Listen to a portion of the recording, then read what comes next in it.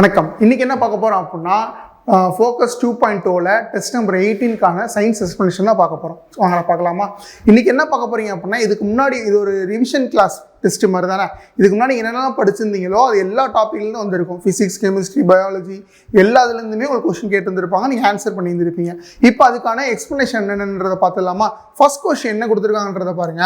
Which of the following non metals is a liquid? அதாவது பின்வரும் அலோகங்களில் எது திரவ நிலையில் உள்ளது? அப்போ என்ன கேட்டிருக்காங்க, எது திரவ நிலையில் இருக்கும் ஆனால் அது வந்து நான் மெட்டலாக இருக்கணும். ஓகேங்களா? அதான் கேள்வி. திரவ நிலையில் இருக்கணும், நான் மெட்டலாக இருக்கணும் அப்படின்றது கேள்வி. ஆன்சர் என்ன அப்படின்னா புரோமைன். ஆன்சர் என்ன அப்படின்னா புரோமைன். அப்போ மெட்டல் இது வந்து நான் மெட்டல்ல, மெட்டல்ல லிக்விட் ஸ்டேட்ல இருக்கக்கூடியது, அதாவது உலகத்துல திரவ நிலையில இருக்கக்கூடியது எது அப்படின்னு கேட்டிருந்தாங்க அப்படின்னா மெர்க்குரி. ரூம் டெம்பரேச்சர்ல இருக்கக்கூடியது எது? மெர்க்குரி. புரிஞ்சுங்களா? சேர்த்து படிச்சுக்கோங்க. ஓகேங்களா? ஃப்ளூரின் என்னன்னு சொல்லுவோம்? எலக்ட்ரோ நெகட்டிவ் எலமெண்ட் சொல்லுவோமா? அதாவது மோஸ்ட்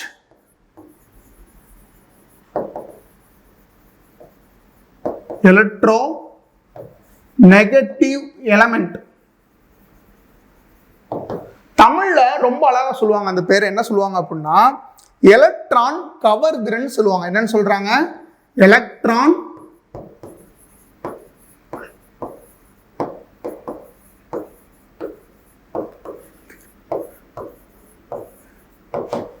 இருக்க எலமெண்ட்ஸ்லயே எந்த எலமெண்ட்டுக்கு, எந்த தனிமத்திற்கு இந்த எலக்ட்ரான் கவர் திறன் அப்படின்றது அதிகமா இருக்குன்னு சொல்லி கேட்டாங்கன்னா ஃப்ளூரினுக்கு அதிகமா இருக்கும். அப்படின்னா என்ன அர்த்தம் அப்படின்னா அதிகப்படியான எலக்ட்ரானை தன் வசமா இழுக்கும். சரிங்களா? தன் வசம் இழுக்கிறதுக்கு முயற்சி பண்ணும். அதான் electron negative element, electron cover திறன் அப்படின்னு சொல்லி சொல்லுவாங்க. சரிங்களா? குளோரின் என்ன சொல்லுவாங்க அப்படின்னா most electron affinity element. Most electron affinity வந்து எங்க இருக்கும் அப்படின்னா குளோரினுக்கு இருக்கும். அப்போ ஒரு கொஸ்டின்ல என்னென்னலாம் படிச்சிருக்கின்ற ஞாபகத்தில் வச்சுக்கோ. நான் மெட்டல்ஸ்ல திரவமா இருக்கக்கூடியது எது அப்படின்னா புரோமைன். மெட்டல்ஸ்ல திரவமா இருக்கக்கூடியது எது, மெட்டல்ல லிக்விடா இருக்கக்கூடியது எது அப்படின்னு கேட்டாங்கன்னா மெர்க்குரி. சரிங்களா? இப்போ மோஸ்ட் எலக்ட்ரான் அஃபினிட்டி எந்த எலமெண்ட்டுக்கு இருக்கு? எலக்ட்ரான் நாட்டம்னு சொல்லுவாங்க தமிழ்ல. அது எந்த எலமெண்ட்டுக்கு இருக்கு அப்படின்னா குளோரின். சரிங்களா? மோஸ்ட் எலக்ட்ரான் நெகட்டிவ் எலமெண்ட் எது அப்படின்னாக்கா ஃப்ளூரின். அப்போ மோஸ்ட் எலக்ட்ரிக் நெகட்டிவ்னு படிச்சுட்டேன். அப்போ மோஸ்ட் எலக்ட்ரிக் பாசிட்டிவ் எலமெண்ட் எதுன்னு கேட்டிருந்தாங்க அப்படின்னா சீசியம்.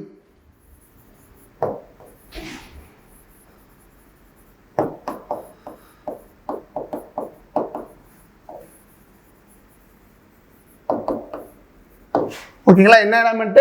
சீசியம். அப்போ இந்த கண்டென்ட் ஃபுல்லாவே ரொம்ப ரொம்ப முக்கியம். அதே மாதிரி ரிப்பீட்டட் ஆகிட்டே இருக்கும். புரியுதுங்களா? இது ஃபுல்லாக ஒரு ஸ்டாட்டிக் கண்டென்ட்டு. நம்ம கெமிஸ்ட்ரி அது படிக்கும் போது என்ன படிச்சுருந்துருப்போம் அப்படின்னா ஒரு 4-5 ஸ்டாட்டிக் கண்டென்ட் படிச்சுருந்துருப்போம்.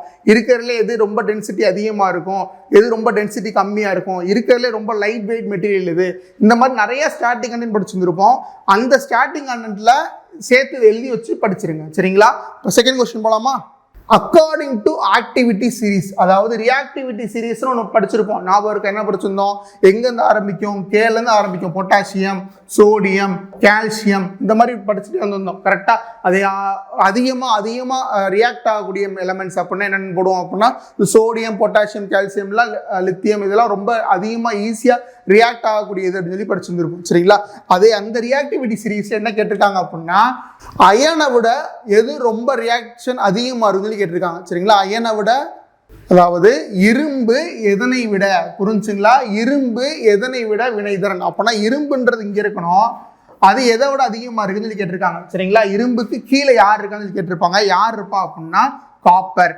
சரிங்களா? இரும்பு கீழே யார் இருப்பா அப்படின்னா காப்பர். அப்போ இவங்களாம் எப்படி சார் இருப்பாங்க அப்படின்னா இவங்க இந்த கால்சியம், பொட்டாசியம், சோடியம்லாம் இரும்பை விட ரொம்ப அதிகமாக வினைபுரிகிறவங்க. புரிஞ்சு என்ன சொல்றேன்னு?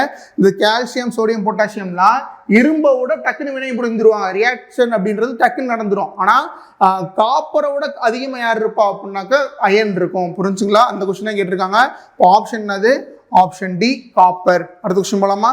ரொம்ப ரொம்ப ஈஸியான கொஸ்டின். என்ன கேட்டிருக்காங்க பாருங்களேன். மெட்டல்ஸ் வந்து நீ காத்துல வச்சு ரியாக்ஷன் கொடுத்த அப்படின்னா அது என்னவா மாறுதுன்னு கேட்டிருக்காங்க. சரிங்களா? நம்ம மெட்டலாலஜியும் சரி மெட்டல்ஸும் சரி ஆரம்பிக்கும் போதே ஒரு எக்ஸாம்பிள் எழுதி போட்டிருப்போம். என்ன எக்ஸாம்பிள் அப்படின்னா for example 2mg plus O2 gives out 2 MgO அப்படின்னு சொல்லி கொடுத்துருப்போம். இது என்னென்ன காம்பினேஷன் ரியாக்ஷனுக்கு வந்திருக்கும், அதே மாதிரி மெட்டல்ஸ் வந்து மெட்டல் ஆக்சைடு எப்படி மாறுன்னு சொல்லி வந்திருக்கும். கரெக்டாக அப்போ இங்கே என்ன மாதிரி இருக்கு, Mg அப்படி இந்த மெக்னீசியம் அப்படின்றது என்னது, ஒரு மெட்டல் சரிங்களா. அது வந்து காற்றோட சேர்ந்து என்ன மாறிடுச்சு, மெட்டல் ஆக்சைடு, மெக்னீசியம் ஆக்சைடா மாறிடுச்சு. அப்ப இங்க என்ன ஆன்சர் வந்துடும், உலோக ஆக்சைடு. ஒரு உலகமானது காற்றுடன் வினை புரியும் போது நம்மளுக்கு என்னதை உருவாக்குது, உலோக ஆக்சைடை உருவாக்குது. ஓகேங்களா, அடுத்த கொஸ்டின் போலாமா.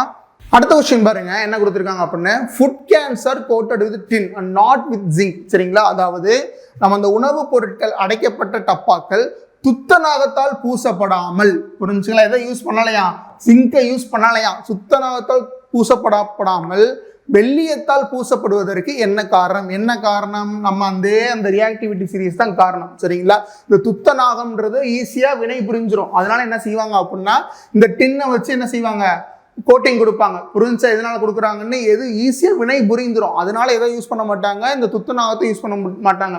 வினை புரியுன்றீங்களா சார் அப்படின்னா என்னன்னா, ஒண்ணுமே இல்லை. இப்போ சோடியம் எடுத்துக்கிட்டீங்கன்னு வச்சுங்களேன், சோடியமோட இது வந்து என்ன சொல்லுவோம் அப்படின்னா எண்ணெய்ன்னு சொல்லுவோம். கரெக்டா, இந்த எண்ணெயை சோடியம் என்ன செய்ய முடியாது அப்படின்னா, நீ வெறும் காற்றிலே வைக்க முடியாது. இதுல தான் அடைச்சு வச்சிருப்பாங்க அப்படின்னா, கெரோசின் போன்ற உள்ளதான் என்ன செஞ்சிருப்பாங்க அப்படின்னா இந்த சோடியத்தை வச்சிருப்பாங்க. நீ வெறும் காத்துல வச்சு என்ன செய்ய ஆரம்பிச்சோம்னா வினை புரிய ஆரம்பிச்சிடும், வெடிக்க ஆரம்பிச்சிடும். புரிஞ்சா வினை புரிதல் என்னன்னு. அதே மாதிரி தான் இங்க எது அதிகமா வினைபுரியும் அந்த ரியாக்டிவிட்டி சீரிஸ்ல பாத்தீங்கன்னாலே உங்களுக்கு தெரிஞ்சிருக்கும். இந்த ஜிங்க்ன்றது மேலையும் டின்ன்றது கீழே இருக்கும். நான் உங்களுக்கு காமிக்கிறேன், லாஸ்ட் உங்களுக்கு வந்து ரியாக்டிவிட்டி சீரிஸ் எப்படி இருக்குன்றதை காமிக்கிறேன், அதை லைட்டா பாத்துருவோம் சரிங்களா. அப்ப ஜிங்கை விட இந்த டின்னை விட எது வேகமா ரியாக்ட் ஆக ஆரம்பிச்சிடும், ஜிங்க் ரியாக்ட் ஆக ஆரம்பிச்சிடும். அதனால நம்ம என்ன யூஸ் பண்ண மாட்டோம், இந்த துத்தநாகம் என்கிற ஜிங்கை யூஸ் பண்ண மாட்டோம். டின்னால என்ன செஞ்சிருக்காங்க அப்படின்னா கோட்டர் கொடுத்துருக்காங்க. புரிஞ்சா இது கொடுத்துருக்காங்கன்னு. ஓகே, அப்ப ஆன்சர் என்னவா இருக்கும், ஜிங்க் இஸ் மோர் ரியாக்டிவ் தென் டின். ஓகேங்களா, துத்தநாகம் வெள்ளியத்தை விட அதிக வினைத்திறன் கொண்டது. Option C. ஓகேங்களா, என்ன கொஸ்டின், அடுத்த கொஸ்டின் போலாமா. நம்ம மெட்டலாலஜி உலோகவியல் படிக்கும்போது படிச்சிருந்திருப்போம். ஓர்னு என்னன்னு படிச்சோம், தாது பூமியில இருந்து டைரக்டா வரக்கூடியது. அந்த தாது வரும்போது டைரக்டா நம்மளுக்கு உலோகம் வந்துருமா, வராது. அது கூட நிறைய மாசு இருக்கும்னு சொல்லி படிச்சோம். அந்த மாசை இங்க என்ன டேர்ம் யூஸ் பண்ணி சொல்லுவாங்க அப்படின்னா, தமிழ்ல ஈஸி என்னன்னு போட்டுருவேன், கனிம கழிவுன்னு போட்டுருவோம். இங்கிலீஷ்ல படிச்சுக்கோங்க, என்னன்னு சொல்லுவாங்க அப்படின்னா கேங் அப்படின்னு சொல்லி சொல்றாங்க சரிங்களா. என்னன்னு சொல்றாங்க, கேங் அப்படின்னு சொல்லி சொல்றாங்க. மற்றதெல்லாம் அதுல செய்யப்படுற முறை சரிங்களா. ரோஸ்டிங்னா என்ன, கேல்சினேஷன் என்னன்னு பார்த்துருப்போம். ரோஸ்டிங் அப்படின்னா சூடு பண்ணுதல், அந்த வறுத்தறுத்தல்ன்ற மாதிரி தான். என்ன ப்ரெசென்ட் ஆயிருக்கும் அப்படின்னா ஆக்சிஜன் அங்கே ப்ரெசென்ட் ஆயிருக்கும். அந்த ஏர்ன்றது ப்ரெசென்ட்ல வச்சு நீ பண்ண அப்படின்னா அது பேர் ரோஸ்டிங். இங்க ஏர் ப்ரெசென்ட்டா இல்லை,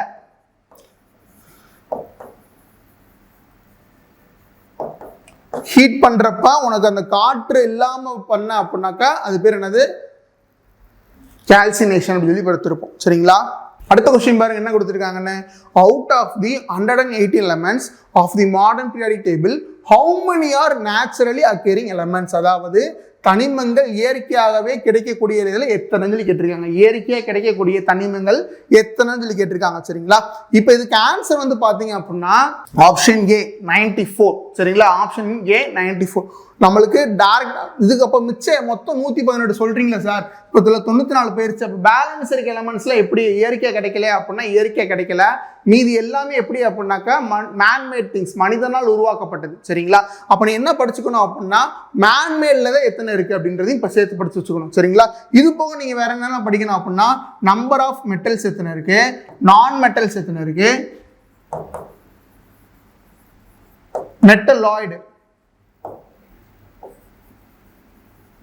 உலோக போலிகள் எத்தனை இருக்கு அப்படின்றது படிக்கணும் சரிங்களா. உலோகங்கள் எத்தனை இருக்கு, அலோகங்கள் எத்தனை இருக்கு, உலோக போலிகள் எத்தனை இருக்கு அப்படின்றத படிச்சு வச்சுக்கோங்க சரிங்களா. அடுத்த விஷயம் போலாமா. பார்த்தோம் இல்லையா, which of the following is the most electropositive element, அதிக நேர்மின் தன்மை கொண்ட தனிமம் எது, cesium, cs சரிங்களா. Option B. ஓகேங்களா, அடுத்த விஷயம் போலாமா. which of the following element has the maximum density, திரும்ப அதே தான். நம்ம இந்த கொஸ்டின்லாம் நம்ம ஆரம்பத்தில் அந்த கெமிஸ்ட்ரி போடும்போதே நம்ம படிச்சிருந்தோம். இப்போ நம்ம ஒரு 4 கொஸ்டின் கண்டினியூஸாக 4 கொஸ்டின் நம்ம ஏற்கனவே டெஸ்ட்ல படிச்சிருந்தோம். அதே கொஸ்டின் தான் திரும்பி வந்திருக்கு. ஆப்ஷன்ல இருந்திருக்கும், நம்ம ஆப்ஷன் எடுத்து வச்சு படிச்சிருந்திருப்போம். ஆப்ஷன்ல ஒன்று இருந்திருக்கும், அதை எடுத்து படிச்சிருந்திருப்போம் கரெக்டா. அது இப்போ கேள்வியாக வந்திருக்கு சரிங்களா. அப்போ நம்ம என்ன ஆன்சர் போட்டலாம், அதிக அடர்த்தி கொண்டது எது அப்படின்னாக்கா ஆஸ்மினியம் சரிங்களா. ஆஸ்மினியம். ஓகே, அடுத்து என்ன கொடுத்துருக்காங்க பாருங்க. when did John Newland arrange the arrange then known the elements in the order of increasing atomic mass. எந்த வருஷம் வந்து இந்த நியூசிலாண்டவர் வந்து அந்த அட்டாமிக் மாஸ் அதாவது அணுவின் நிறையின் அடிப்படையில் வரிசைப்படுத்தினார்னு கேட்டிருக்காங்க. ஓகேங்களா, தமிழில் நீட்டாக வாசித்துக்கோ. அக்காலத்தில் அறியப்பட்டிருந்த தனிமங்களை அவற்றின் அணு நிறைகளின் ஏறு வரிசையில் ஜான் நியூசிலாந்து எப்போது வரிசைப்படுத்தினார்? இது கேள்வி. சரிங்களா, எப்போது வரிசைப்படுத்தினார் அப்படின்னா 1864 இருந்து 1866 வரைக்கும் இந்த வேலையை பார்த்துருப்பார். சரிங்களா, 1864 இருந்து 1866 வரைக்கும். சரிங்களா, இவர் எந்த முறையில் வரிசைப்படுத்தியிருந்தார் நம்ம படிச்சிருந்திருப்போம். எந்த முறையில் வரிசைப்படுத்தியிருந்திருப்பாரு? மியூசிக்கல் நோட்ஸ், இசை குறிப்புகள் அப்படின்னு படிச்சிருந்திருப்போம். ஞாபகம் இருக்கா? அதாவது 1 2 3 4 5 6 7, அதாவது முதல் தனிமமும் 8வது தனிமமும் ஒரே மாதிரி இருக்கும், 2வது தனிமமும் 9வது தனிமமும் ஒரே மாதிரி இருக்கும், 3வது தனிமமும் 10வது தனிமமும் ஒரே மாதிரி இருக்கும். இந்த மாதிரி அதை எப்படி சொல்லியிருந்திருப்பாரு அப்படின்னா மியூசிக்கல் நோட்ஸ் அடிப்படையில் பிரிச்சிருந்திருப்பாரு. படிச்சிருக்கோம், ஞாபகம் இருக்கா? இசை குறிப்புகள். ஓகேங்களா, அப்ப என்ன ஆன்சர் வந்துடும்? Option B 1866. சரிங்களா, அப்ப இவர் மட்டும் தான் பிரிச்சிருந்தாரா? இல்ல. ஃபர்ஸ்ட் யார் பிரிச்சிருந்திருப்பா? டாபனர் அப்படின்றது வந்திருப்பாரு. கரெக்டா? யார் வந்திருப்பா? டாபனர் அப்படின்றது வந்திருப்பாரு. டாபனர் அப்படின்றது வந்திருப்பாரு. அவர் எந்த வருஷம் வந்தாரு? இப்ப சயின்ஸ்ல எப்படி கேட்கறாங்க அப்படின்னா அவங்களுடைய கண்டுபிடிப்பு ஆண்டுகள் ரொம்ப முக்கியம். இதுக்கு முன்னாடி நம்ம ஹிஸ்டரியில தான் என்ன படிச்சுட்டு இருந்தோம், வருஷங்கள் படிச்சுட்டு இருந்தோமா. இப்ப சயின்ஸ்ல கொஞ்ச காலமாகவே என்ன கேட்கறாங்க அப்படின்னாக்கா லாஸ்ட் 2-3 எக்ஸாம்ஸ்ல அந்த வருஷங்கள் யார் கண்டுபிடிச்சா, எந்த வருஷம் கண்டுபிடிச்சாரு, இந்த மாதிரி கேள்விகள் வந்து அதிகமாக வருது. சரிங்களா, அதனால நீ இதை படிச்சு வச்சுக்கோங்க, ரொம்ப முக்கியம் தான். டாபனர் அப்படின்றவர் எந்த வருஷம் கண்டுபிடிச்சிருப்பாரு அப்படின்னா 1817. சரிங்களா, அவர் கண்டுபிடிச்சது என்ன சொல்லுவாங்க அப்படின்னா மும்மை விதிகள் சொல்லி படிச்சோமா, ஞாபகம் இருக்கா? Law of triads. சரிங்களா, மும்மை விதிகள். இப்ப டாபனர் அப்படின்னா 1817. அதுக்கப்புறம் இவருக்கு அடுத்து யார் வந்திருப்பா?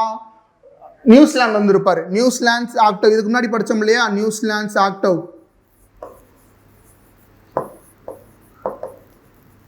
அவர் எந்த வருஷம் வந்திருந்தாரு? 1864 டு 1866. கரெக்டுங்களா? 1864 டு 1866. இந்த நியூசிலாந்துக்கு அடுத்து யார் வந்திருப்பா? மெண்டலின் வந்திருப்பாரு. அவர் எந்த வருஷம் அப்படின்னா 1869. இவர் தான் என்ன கொடுத்துருப்பாரு அப்படின்னா ஒரு தனிம வரிசை அட்டவணையை கொடுத்துருப்பாரு, பீரியாடிக் டேபிள கொடுத்துருப்பாரு. இவருக்கு அடுத்து வந்தவர் தான் என்ன செஞ்சிருப்பாரு அப்படின்னா நவீன தனிம வரிசை அட்டவணை, மாடர்ன் பீரியாடிக் டேபிள் அப்படின்றத மாத்திருக்கும். சரிங்களா, இந்த நவீனன்றதுக்கு தான் யார் வந்திருப்பாரு அப்படின்னா இந்த மோஸ்ட்லி அப்படின்றது வந்திருப்பாரு. எந்த வருஷம் கொடுத்துருப்பாரு அப்படின்னா 1913. ஓகேங்களா, ஒரு கொஸ்டின் படிச்சிருந்திருக்க, 4 கண்டென்ட் படிச்சுட்டேன். என்னென்ன படிச்சிருந்திருக்க? ஃபர்ஸ்ட் டாபனர்ன்றவர் வந்து மும்மை விதிகளின் படி, மும்மை விதிகள்னா என்ன அர்த்தம்?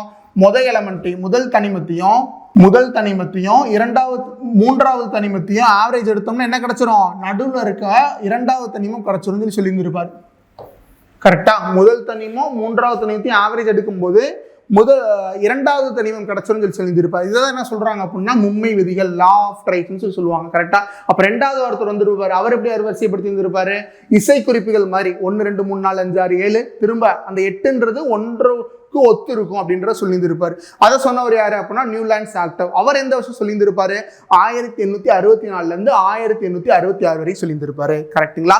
இப்ப அடுத்த இவருக்கு அடுத்த ஒருத்தர் வந்திருப்பாரு. அவர் என்ன கொடுத்திருப்பாரு? அவங்களுக்கு ஒரு தனிம வரிசை அட்டவணையை கொடுத்திருப்பாரு. அந்த தனிம வரிசை அட்டவணை கொடுத்தவர் பேர் என்ன அப்படின்னா மெண்டலி. சரிங்களா, நாடிநாதுல சேர்ந்தா மெண்டல் மாதிரி இருக்கா, மெண்டலி அப்படின்னா தலைகீழ இருக்கு அப்படின்ற மாதிரி நான் வச்சுக்கிட்டேன். 1869. சரிங்களா, 1869. அடுத்து இவருக்கு அடுத்து வந்தவர் தான் யாரு? மோஸ்ட்லி. அவர் எந்த வருஷம் கொடுத்திருப்பாரு? 1913 கொடுத்திருப்பாரு. இவர் கொடுத்தது என்னன்னு சொல்றோம் அப்படின்னா நவீன தனிம வரிசை அட்டவணை அப்படின்னு சொல்றோம். ஓகேங்களா, அப்ப படிச்சாச்சா? சூப்பர். அடுத்த கொஸ்டின் போலாமா? சரி சார், தொடர்ந்து அதே கேள்விதான். இன் நியூசிலாண்ட்ஸ் லா ஆஃப் ஆக்டவ்ஸ், அதாவது நியூலாண்டின் எண்ம விதியில். சரிங்களா, அந்த 8 பிரிச்சோம், 7 பிரிச்சோம்ல, அதான் சொல்றாங்க. எண்ம விதியில் முதல் தனிமம் மற்றும் கடைசியாக அறியப்பட்ட தனிமம் எது அப்படின்னு கேட்டிருக்காங்க. சரிங்களா, ரொம்ப ரொம்ப முக்கியமான கொஸ்டின். முதல் தனிமம் மற்றும் கடைசி தனிமம் எதுன்னு கேட்டிருக்காங்க. எது அப்படின்னா ஃபர்ஸ்ட் தனிமம் வந்து ஹைட்ரஜன். சரிங்களா, ஃபர்ஸ்ட் தனிமம் வந்து ஹைட்ரஜன். இவர் காலகட்டத்தில் எத்தனை தனிமம் இருந்திருக்கும் அப்படின்னா 56 தனிமம் இருக்கும். அது ரொம்ப முக்கியம். சரிங்களா, இவர் காலகட்டத்தில் எத்தனை தனிமம் இருந்துச்சு? 56 தனிமம் இருந்துச்சு. இப்ப எத்தனை தனிமம் இருக்கு? 118 தனிமம் இருக்கு. சரிங்களா, இவர் காலகட்டத்தில் 56 தனிமம் இருக்கு. அப்ப அவங்க என்ன கேட்டிருக்காங்க? கடைசியாக அறிக்கப்பட்ட, அப்பனா லாஸ்ட் போட்டிருக்காங்களா, அப்போ அவங்க என்ன கேட்குறாங்க அப்படின்னா 56th எலமெண்ட் எது, கரெக்டாக அதான கடைசி 56th எலமெண்ட் எது அப்படின்னா தோரியம். சரிங்களா, option A hydrogen and thorium. புரிஞ்சுங்களா, ஒவ்வொரு கொஸ்டின்லையும் நம்ம படிச்சுக்கிட்டே இருக்கோம். நியூசிலாந்து இருந்தாரு, அவர் எப்படி பிரிச்சிருந்தாரு, மியூசிக்கல் நோட்ஸ் படி பிரிச்சிருந்தாரு, அவர் எந்த வருஷம் பிரிச்சாரு அப்படின்றத போன கொஸ்டின்ல படிச்சுட்டு 1864 1866 வரைக்கும் பிரிச்சாரு படிச்சாச்சு. இப்போ இந்த கொஸ்டின் என்ன படிச்சிருந்திருக்க, நியூசிலாந்து காலகட்டத்தில் வந்து 56 தனிமம் இருக்கு அப்படின்றது படிச்சிருந்திருக்க. முதல் தனிமம் என்னன்னு சொல்லி படிச்சிருந்திருக்க, ஹைட்ரஜன் படிச்சிருந்திருக்க. அந்த கடைசி தனிமம் அந்த 56வது தனிமம் எதுன்னு சொல்லி கேட்டிருக்காங்க. ஸோ படிச்சிருக்கோம் தோரியம் அப்படின்றத படிச்சிருக்கோம். சரிங்களா, option A hydrogen and thorium. ஓகேங்களா, அடுத்த கொஸ்டின் போலாமா? சூப்பர். அடுத்த கொஸ்டின் என்ன கேட்டிருக்காங்க பாருங்களேன். which of the following elements has valency of 3, அதாவது எந்த பின்வரும் இந்த 4 தனிமம் கொடுத்துட்டாங்க. ரொம்ப ரொம்ப ஈஸி. சரிங்களா, நம்ம அட்டாமிக் நம்பர் ஆரம்பத்துல இருந்தே படிச்சிட்டோம். அப்ப டைரக்டா அப்ளை பண்ணிடலாமா? பின்வரும் தனிமங்களில் எது 3 என்ற இணைதிறனை கொண்டுள்ளது. சரிங்களா, இணைதிறன் அளவு எவ்வளவு இருக்கணுமா? 3 இருக்கணுமா? ஒவ்வொன்றா போட்டு பாருங்க. இப்போ கார்பன், சீன் என்னது கார்பன், இதோட அட்டாமிக் நம்பர் என்ன? Atomic number 6. அப்ப இது எப்படி பிரிப்போம்? 2,4 பிரிப்போம். இணைதிறன் மதிப்பு என்ன? 4. கரெக்டா, இதோட இணைதிறன் மதிப்பு என்ன? 4. இதே அடுத்து என்ன இருக்கு? அலுமினியம் இருக்கு. அலுமினியம், சரிங்களா, Al அப்படின்னா அலுமினியம். அலுமினியமோட அட்டாமிக் நம்பர் என்ன? அணு எண்.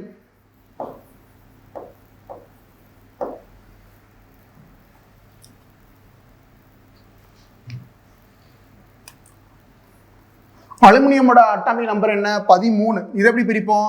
2,8,3 இப்படி பிரிப்போம். அப்போ இதோட இணைதிறன் எவ்வளவு? இதோட இணைதிறன் 3. கரெக்டுங்களா, இதோட இணைதிறன் 3. அடுத்து என்ன இருக்கு? எஸ் என்னது? சல்ஃபர். சல்ஃபரோட அட்டாமிக் நம்பர் என்ன? 16. அப்போ இதை எப்படி பிரிப்போம்? 2,8,10 முடிஞ்சிருச்சு. சரிங்களா, அப்போ திருப்பி பேலன்ஸ் எவ்வளவு இருக்கு? 6 இருக்கு. அப்போ இதோட இணைதிறன் எவ்வளவு? 2,8,6. அப்போ இவன் எனக்கு இன்னும் எத்தனை எலமெண்ட் இருந்தா இவன் ஃபில் ஆயிடுவான்? 2 எலமெண்ட் இருந்தா ஃபில் ஆயிடுவான். கரெக்டா, 2 எலமெண்ட் இருந்தா அந்த சர்க்கிள் லாஸ்ட் சர்க்கிள் 8 எலக்ட்ரான்ஸ் வரைக்கும் இருக்கணும். கரெக்டா, அந்த 8 எலக்ட்ரான்ஸ் வரைக்கும் இருக்கணும். அப்போ 2 எலக்ட்ரான் இருந்தா என்ன செஞ்சிருவான் அப்படின்னா ஸ்டேபிள் ஆயிடுவான். இப்போ அடுத்து எம்ஜினா என்னது? மெக்னீஷியம். கரெக்டுங்களா, எம்ஜினா மெக்னீஷியம். இதோட அட்டாமிக் நம்பர் என்ன? இதோட அட்டாமிக் நம்பர் 12. கவனி, இது வந்து மெக்னீஷியம். மெக்னீஷியம் அட்டாமிக் நம்பர் என்ன? 12. இது எப்படி பிரிப்போம்? 2,8,2 எப்படின்னு பிரிப்போமா? கரெக்டுங்களா, அப்போ இதோட அட்டாமிக் இதோட வேலன்ஸ் இணைதிறன் எவ்வளவு? வந்து 2. புரிஞ்சுங்களா, அப்போ என்ன கேட்டிருக்காங்க? எந்த எலமெண்ட்டுக்கு 3 வேலன்ஸ் இருக்குன்னு கேட்டிருக்காங்க. அப்போ எந்த எலமெண்ட்டுக்கு 3 வேலன்ஸ் இருக்கு? அலுமினியம். அப்போ ஆப்ஷன் பி. Option B. ஓகேங்களா, அடுத்த கொஸ்டின் போலாமா? which of the following molecule does not involve covalent bond, அதாவது உனக்கு ஏற்கனவே நல்லா தெரியும் சகப்பிணைப்பு அப்படின்னா என்னன்னு தெரியும். சகப்பிணைப்புனா என்ன? முழுவதுமாக தன்னிடத்திலிருந்து எலக்ட்ரானை கொடுக்காது. 2 என்ன செஞ்சிருப்பாங்க அப்படின்னா பொதுவாக ஷேர் பண்ணிப்பாங்க. அதுதானே சகப்பிணைப்புன்னு படிச்சிருந்தோம். சரிங்களா, நிறைய பிணைப்பு படிச்சிருந்திருப்போம். அதில் முக்கியமாக என்னென்ன பிணைப்பு படிச்சிருவோம் அப்படின்னா, ஒன்று சகப்பிணைப்பு,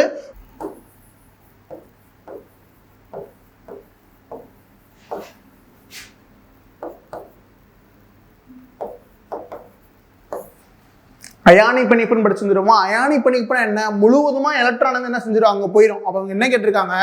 எது வந்து சக பிணைப்புக்குள்ள போகலன்னு சொல்லி கேட்டிருக்காங்க. அப்போ எது அயானிக் பிணைப்புல இருக்குன்னு சொல்லி பார்க்கலாம். சரிங்களா, இப்போ H2O. சரிங்களா, H2Oன்றது என்னது? Water மாலிகுலோட formula. ஹைட்ரஜன் 2 இருக்கு, ஆக்சிஜன் 1 இருக்கு. சரிங்களா, இது எப்படி ஷேர் ஆயிருந்திருக்கும்? ஹைட்ரஜன் 2 இருந்தால் இவன் ஃபில் ஆயிருந்திருப்பான். ஆக்சிஜன் 1 இருக்கும். அப்போ இவனுக்கும் 2 தேவை. இவனோட அட்டாமிக் நம்பர் என்ன? 16. இது எப்படி பிரிஞ்சுருக்கும்? 2,8,6 பிரிஞ்சுருக்கும். அப்போ இவனுக்கு எத்தனை வேலன்ஸ் இருக்கு? 2 வேலன்ஸ் இருக்கு. 2 பேர் 2 இருந்தால் தான் இவன் சரியாகும். அப்போ என்ன ஆயிடுச்சு? இந்த இருக்க 2 இவனுக்கும் போயிருக்கு, ஆக்சிஜனுக்கும் போயிருக்கு. அப்போ 2 பேருக்கும் சரிசமமா ஷேர் பண்ணி வந்திருக்காங்க. அப்போ இது என்ன பிணைப்பு கீழே வந்துருது? இது கோவலன் பிணைப்பு, சக பிணைப்பு கீழே வந்துருது. புரிஞ்ச சக பிணைப்புன்னு என்னன்னு?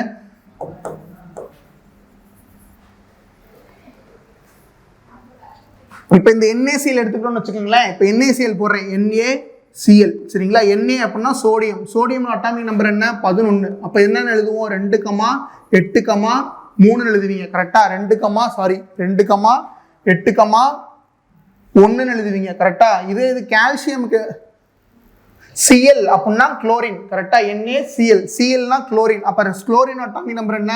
17. இது எப்படி எழுதுவோம்? 2,8,10,7 எழுதுவோம். கரெக்டா, அப்ப கடைசி அந்த சுற்றுப்பாதையில எத்தனை தனிமங்கள் இருந்தா அது ஸ்டேபிளில் ஃபில்ஃபில் ஆகும், 8 இருந்தால் ஃபில்ஃபில் ஆகும்னு சொல்லி படிச்சுருந்துருப்போம். அப்போ இவனுக்கு 1 தேவைப்படுது.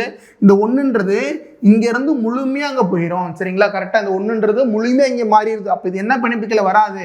கோவலன் பிணைப்பு, அந்த சக பிணைப்புக்குள்ள வராது. ஸோ கோவலன் பிணைப்புக்குள்ள வராது. அப்போ இது என்ன பிணைப்புப்பா? இது வந்து அயானிக் பிணைப்பு, அயானிக் பாண்ட். ஓகேங்களா, புரிஞ்சா? அப்போ ஆப்ஷன் என்ன? Option C. கோவலன் பிணைப்புனா என்ன, அயானிக் பிணைப்புனா என்னன்னு உங்களுக்கு ஈஸியா புரிஞ்சிச்சு அப்படின்னா இது ஃபுல்லா ஆன்சர் பண்ணிடலாம். சரிங்களா, அடுத்த கொஸ்டின் போலாமா?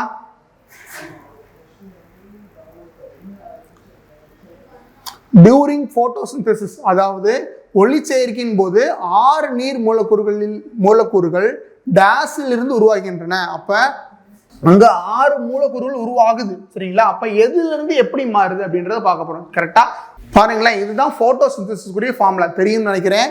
6CO2 + 12H2O will gives C6H12O6. இதுதான் எதுக்குரிய ஃபார்முலா? குளுக்கோஸ் கூடிய ஃபார்முலா + H2O அப்படின்னு சொல்லி பார்த்துருக்கோம். சரிங்களா, அப்ப இங்க எத்தனை மூலக்கூறுகள் இருக்கு?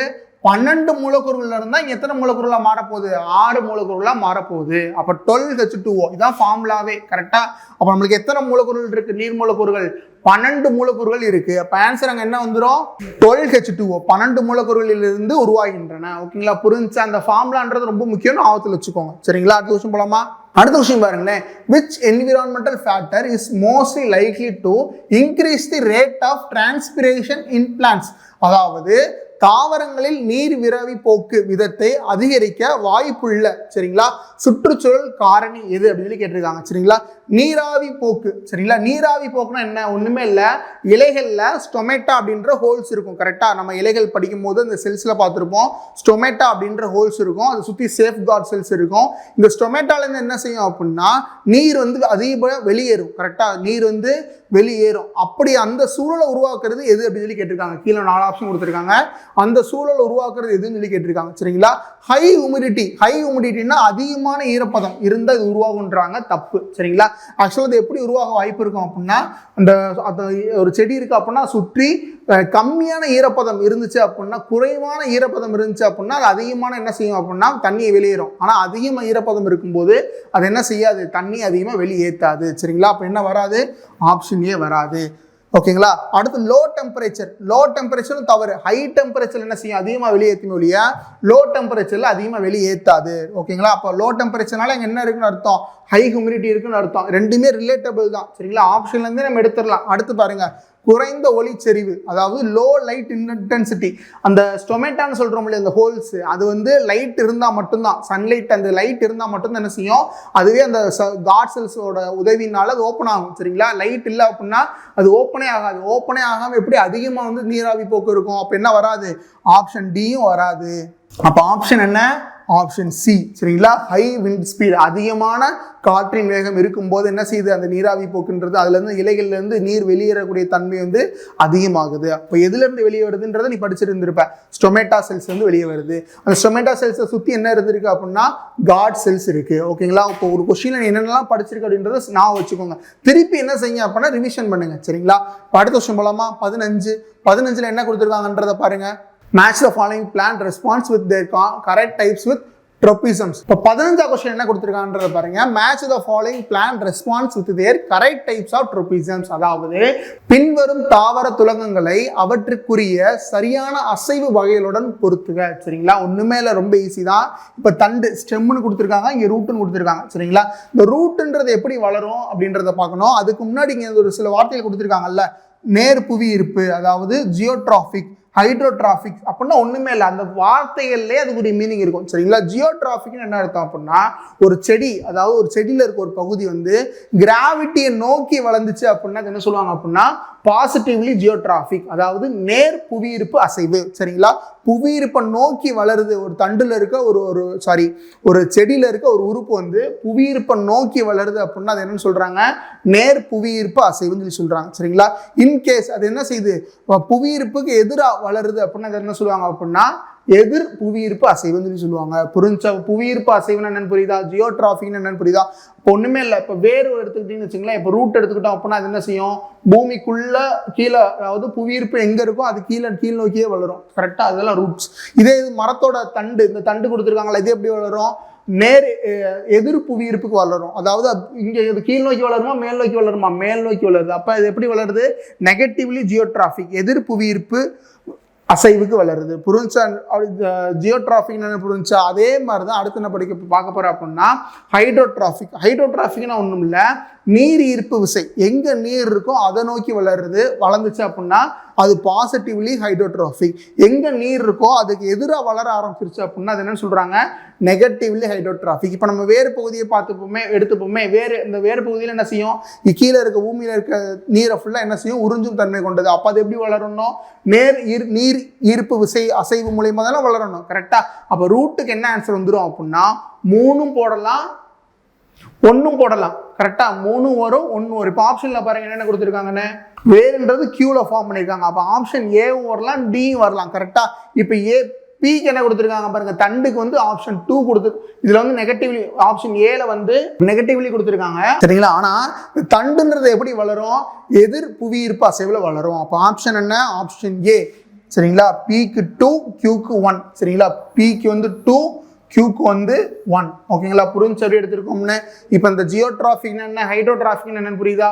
ஜியோட்ராஃபிக்னா ஒண்ணுமே இல்லை, புவியீர்ப்பு விசையை நோக்கி வளரக்கூடியதை தான் பற்றி பேசுகிறாங்க. சரிங்களா? அப்படி வளருது அப்படின்னா அது நேர்புவி, அப்படி வளரலை அப்படின்னா அது எதிர்ப்புவி. அதே மாதிரி தான் ஹைட்ரோட்ராஃபிக்னா நீர் ஆதாரம் எங்கே இருக்கோ அதை நோக்கி வளருது. சரிங்களா? அப்படி நீர் ஆதாரத்தை நோக்கி வளர்ந்துச்சு அப்படின்னா அது நீர்ப்பு ஈர்ப்பு. அப்படி நீர் ஆதாரத்துக்கு எதிராக இருக்கு அப்படின்னா அது என்ன சொல்லியிருந்துறாங்க? எதிர் நீர் ஈர்ப்பு அப்படின்னு சொல்றாங்க. சரிங்களா? அடுத்த கொஸ்டின் போலாமா? ஓகே, 14 கொஸ்டின் கவனிங்க. என்ன கொடுத்துருக்காங்க? ஆக்ஷன் ஆஃப் பாராத்ரோமைன், அதாவது மனித உடலில் பாராத்ரோமைனின் செயல்பாடு யாது அப்படின்னு கேட்டிருக்காங்க. பாராத்ரோமைன்றது வந்து என்ன செயல்பாடு செய்யுதுன்னு கேட்டிருக்காங்க. ஆன்சர் என்ன அப்படின்னா இன்க்ரீசஸ் பிளட் கால்சியம் லெவல். சரிங்களா? Increases blood calcium level. எல்லா இதுலையுமே செயல்படும். போன்ல, கிட்னியில், எல்லா இடத்துலையும் செயல்பட்டு, தம்பி உங்களுக்கு என்ன பிளட்ல வந்து கால்சியம் லெவல் கம்மியாக இருக்குது, நீங்கள் எல்லாரும் என்ன செய்யுங்க? கால்சியம் உறிஞ்சு பிளட்டுக்கு கொடுங்க அப்படின்ற வேலை யார் தான் செய்வா அப்படின்னு பார்த்தீங்கன்னா பாராத்ரோமைன் அப்படின்றதா செய்யும். சரிங்களா? அடுத்து நம்ம கொடுத்துருக்காங்க பாருங்களேன்.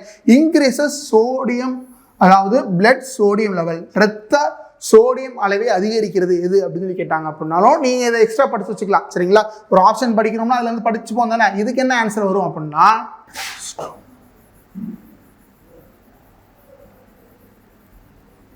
அடல்ஸ்ட்ரோன். சரிங்களா? இதுக்கு என்ன ஆன்சர்?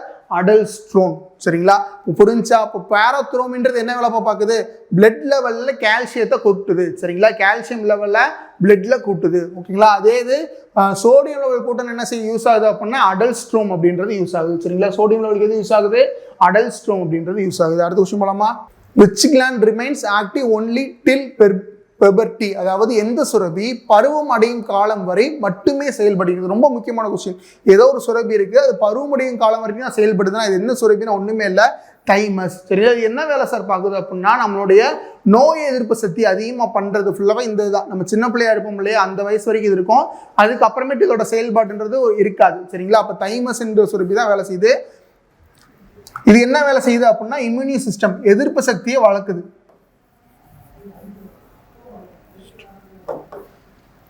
சரிங்களா? இம்யூனி சிஸ்டம் எதிர்ப்பு சக்தியை வளர்க்குது. இதுல ரொம்ப முக்கியமானது என்னன்னு சொல்லுவாங்க அப்படின்னா இந்த பிட்யூட்டரி கிளாண்ட். இந்த பிட்யூட்டரி கிளாண்ட் என்ன சொல்லுவாங்க அப்படின்னா மாஸ்டர் கிளாண்ட் சொல்லுவாங்க. சரிங்களா? சுரபிகளின் தலைமை சுரபின்றதுன்னு சொல்றாங்க. இந்த பிட்யூட்டரி கிளாண்ட் தான் சொல்லுவாங்க.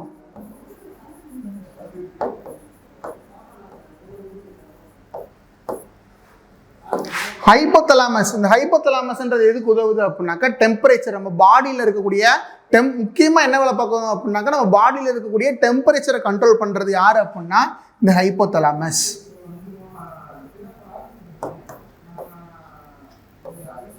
இந்த பீனியல் கிளாண்ட் எதுக்கு யூஸ் ஆகும் அப்படின்னா இந்த பீனியல் கிளாண்ட்ன்றது வந்து நம்மளுடைய தூக்கத்தை சைக்கிள் பண்ணும். சரிங்களா? நீ கரெக்டாக தூங்குறியா இல்லையா இதெல்லாம் யார் பார்க்குறா அப்படின்னா இந்த பீனியல் கிளாண்ட் தான் பார்க்கும். புரிஞ்சுங்களா? ஸ்லீப்பிங் ஆக்டிவிட்டியை மெயின்டைன் பண்ணும். இது எப்படி சார் மெயின்டைன் பண்ணும் அப்படின்னா, இந்த பீனியல்ல இருந்து ஒரு சுரபி வரும், மெலோடைன் அப்படின்ற சுரபி வரும். அதுதான் இந்த ஸ்லீப்பிங் ஆக்டிவிட்டியை மெயின்டைன் பண்ணும். சரிங்களா? அப்போ 4மே முக்கியமானது தான். 4மே படிச்சிட்டோம். இந்த பீனியல் அப்படின்றது எதுக்கு யூஸ் ஆகுது அப்படின்னா, தூக்கத்துக்காக யூஸ் பண்ற ஒரு தூக்கத்துக்கான ஒரு சுரபியை உண்டாக்குறது தான் இந்த பீனியல் கிளாண்டுன்றது. தைமஸ் கிளாண்டுன்றது என்னது? சின்ன பிள்ளை வரைக்கும் இருக்கும். அதாவது பருவம் அடை காலம் வரைக்கும் இருக்கும். அதுக்கப்புறம் இருக்காது. அந்த காலம் வரைக்கும் அது என்ன வேலை பார்க்குது அப்படின்னா, எதிர்ப்பு சக்தியை கொடுக்குது, இம்யூனி சிஸ்டத்தை கொடுக்குது. அடுத்து இந்த பிட்யூட்டரி கிளாண்ட் என்னன்னு சொல்றாங்க அப்படின்னா, மாஸ்டர் கிளாண்ட், அதாவது தலைமை சுரபி அப்படின்னு சொல்றாங்க. சரிங்களா? அடுத்து இந்த ஹைப்போதலாமஸ் என்னன்னு எதுக்காக உதவுது அப்படின்னா, நம்மளுடைய பாடியில் இருக்கும் அண்ட் பிளட்ல இருக்கக்கூடிய டெம்பரேச்சரை மெயின்டைன் பண்றதுக்கு தான் என்ன யூஸ் ஆகுது? மெயினா இந்த ஹைப்போதலாமஸ் அப்படின்றது யூஸ் ஆகுது. புரிஞ்சுங்களா என்னென்ன படிச்சிருக்கோம் அப்படின்னு? இந்த பிட்யூட்டரி கிளாண்டோட இன்னொரு முக்கியமான வேலை என்ன அப்படின்னா, தைராய்டை உருவாக்கும்ல, தைராய்டு உருவா கிளாண்டுக்கு தேவையான அந்த தைராக்சினை ஃபுல்லா யார் தான் கொடுப்பா அப்படின்னா, இந்த பிட்யூட்டரி கிளாண்ட் தான் கொடுக்கும். சரிங்களா? புரிஞ்சு என்னென்ன படிச்சிருக்கோம்னு ஓகேங்களா? அடுத்த விஷயம் போலாமா? அடுத்து பாருங்க, மனிதனின் எந்த உறுப்பில் லாங்கர் ஹான்ஸ் திட்டுகள் அமைந்துள்ளன அப்படின்னா பான்கிரியாஸ். சரிங்களா? இந்த லாங்கர் ஹான்ஸ் திட்டு என்ன எதுக்கு யூஸ் ஆகுது அப்படின்னா, இதுதான் இன்சுலின் மற்றும் குளுக்கோகனுக்கு யூஸ் ஆகும். சரிங்களா? இன்சுலின் எதுக்கு சார் யூஸ் ஆகுது, குளுக்கோகன் எதுக்கு யூஸ் ஆகுது அப்படின்னா, இன்சுலின் என்ன செய்யுது அப்படின்னா, லோயர் தி பிளட் குளுக்கோஸ் லெவல். சரிங்களா? பிளட் குளுக்கோஸ் லெவல்ல கம்மி பண்றதுக்கு இந்த இன்சுலின் யூஸ் ஆகும்.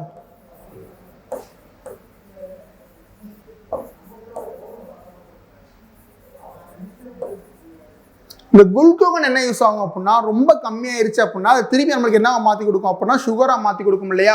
அப்போ இது என்ன செய்யும் அப்படின்னா, திருப்பி அதை மாற்றி கொடுக்குற வேலையை யார் பார்ப்பா அப்படின்னா, இந்த குளுக்கோகன் பார்ப்போம். Higher the blood glucose level.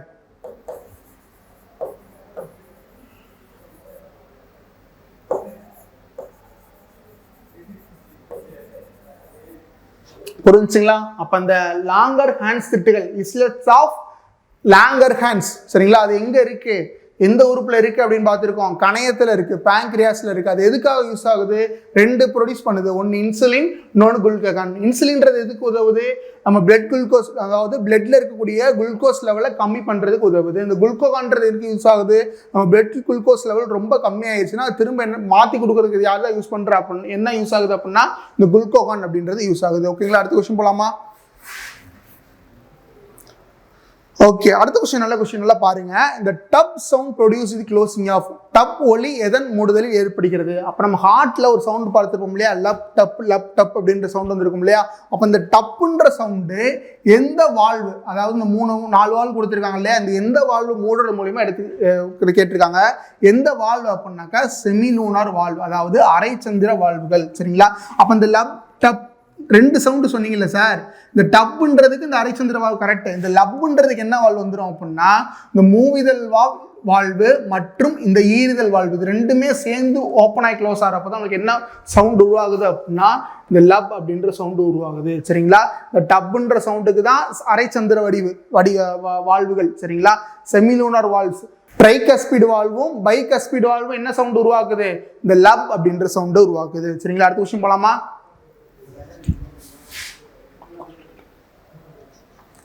Where does the glucose break down into pyruvate during energy production? அதாவது இந்த பைருவேட்ன்றதை நம்ம பார்த்துருப்போம், படிச்சிருப்போம் அங்கே. சரிங்களா? அது எங்க உருவாகுதுன்னு சொல்லி கேட்டிருந்திருக்காங்க. எங்க அப்படின்னா சைட்டோபிளாசம். சரிங்களா? சைட்டோபிளாசம். அடுத்த கொஸ்டின் போலாமா? ஓகே, இந்த கொஸ்டின் என்ன கொடுத்துருக்காங்க பாருங்களேன். மனித உடலில் ஏற்படும் இரத்த அழுத்தம், உமிழ்நீர் சுரத்தல் மற்றும் வாந்தி போன்ற தன்னிச்சையற்ற செயல்கள் சரிங்களா எதனால் கட்டுப்படுத்தப்படுகின்றன அப்படின்னு கேள்விக்கு என்ன விடையா இருக்கும் அப்படின்னா மெடுலா. சரிங்களா? ஏற்கனவே என்ன படிச்சிட்டேன், அந்த ஹைப்போதலாமஸ் அப்படின்றது எதுக்கு யூஸ் ஆகுறது படிச்சிட்டேன். எதுக்கு யூஸ் ஆச்சு? பாடி டெம்பரேச்சரை மெயின்டைன் பண்றதுக்கு யூஸ் ஆச்சு. படிச்சிட்டோமா? ஓகே, இப்போ இந்த ஸ்பைனல் கார்டுன்றது தண்டோட முதுகு பகுதியில் இருக்கும்ல அது. சரிங்களா? இப்போ இந்த மெடுலான்றது தான் இதுக்கு ஃபுல்லாக யூஸ் ஆகுது. வேற என்னென்ன சார் இருக்கு அப்படின்னா செரிபரம், செரிபுல்லம்.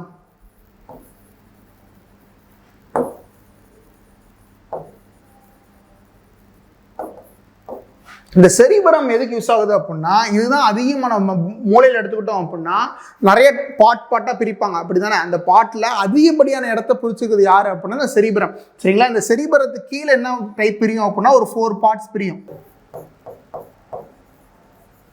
இது கீழே ஒரு 4 பார்ட்ஸ் பிரியும். கரெக்டுங்களா? இந்த செரிபரத்தை வந்து முக்கியமாக இந்த செரிபரோட வேலை என்ன அப்படின்னாக்கா திங்கிங் அண்ட் ஆக்ஷன்.